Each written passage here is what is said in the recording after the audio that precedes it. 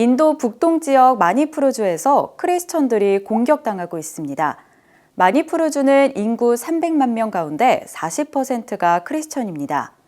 10여 개 마을에서 34개의 교회가 파괴됐고 50여 명의 크리스천들이 살해당했습니다.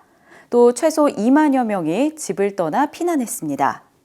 이 폭력 사태는 주 정부가 주내 최대 부족인 메이테이를 지정 부족에 포함하겠다는 계획을 밝히자 기존 지정 부족들이 반발하면서 시작됐습니다. 글로벌 크리스천 릴리프의 데이비드 커리 회장이 크리스천 공격의 배후에 대해 자세히 전해드립니다. 커리 회장은 공격의 배후에 인도 정부가 있다고 주장했습니다. Well, there's some ethnic tensions in Manipur, which is in the northeast. It's a state in the northeast of India. But the attacks have really been driven. It's been an escalation by, I think, the central government, the BJP party, which has made being a Christian something that's not considered part of India. It seems as though their message is, if you're not a Hindu, you're not a real Indian. And this has allowed this escalation of violence against Christians and Christian churches. We have dozens of Christian churches that have been destroyed since May 3rd when these riots began.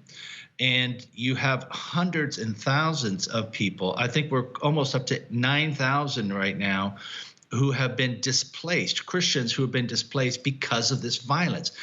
Regardless of how they frame it, whether it's ethnic violence or anarchist, it seems to always be that the Indian government is overlooking and even in some cases encouraging violence against Christians in India. 공격당한 30여 개 교회 성도들은 난민 신세가 돼 대피소에서 지냅니다. Well, right now they're in shelters. I got some more video feeds. There's people shoulder to shoulder sleeping in shelters, makeshift shelters in some cases. So they're literally just on the run. And this happened just a few months ago in November, December, January in Chhattisgarh, a totally different area. That's why I say that we have to look at the pattern of behavior. In both cases, especially right now in Manipur, we have video evidence that shows the police assisting the rioters in attacking the churches. This is why you have to look at what they do, not what they say. And the central government and the local government seem to be in collusion with rioters that attack Christian churches and individuals.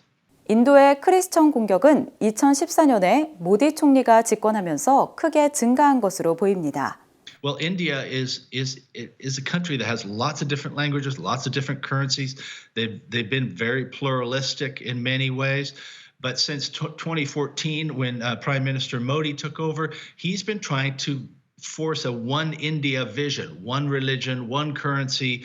He's pushing his agenda forward. And that means that Christians and even Muslims have been attacked and pushed out in many cases. Christians are most affected in India right now because of the violence. And there's 65 million Christians there. Many of them are under severe persecution. Well, their faith is being strengthened in this in many cases. In some cases, people are, just very frightened because the violence seems to come out of nowhere. It's as though they're using any political motive. The baseline of this particular attack started when there was a bill passed that was going to give a special dispensation to a certain group within India. And they turn around and decide they're going to attack Christians because of it. So there's always a premise that they start with, and they use it as a jumping off point to attack Christians. This makes for a very random existence for Christians in these rural areas and even in some more populated areas. 커리 회장은 미국 정부와 국제사회가 나서야 한다고 촉구했습니다. Well, I've called upon the State Department at the highest levels to address this with India. And reality is this has been a massive escalation since this government took power in 2014. Hundreds of percentage points in jump in violence and attack on Christians. It's no accident. The State Department needs to address this. Friends don't let friends commit human rights atrocities. That's the motto that I try to remind them of. We need India. It's a beautiful country full of beautiful people. And I realize there are geopolitical angles to this. with regards to China and other things, but the government has to stand up. I would also say this is a point where Christians in America and in the West need to stand up and speak out on behalf of India. Share these stories, share the pictures, no matter how difficult. We have some on our website to show the violence and how these attacks happen, and pray for Christians in India.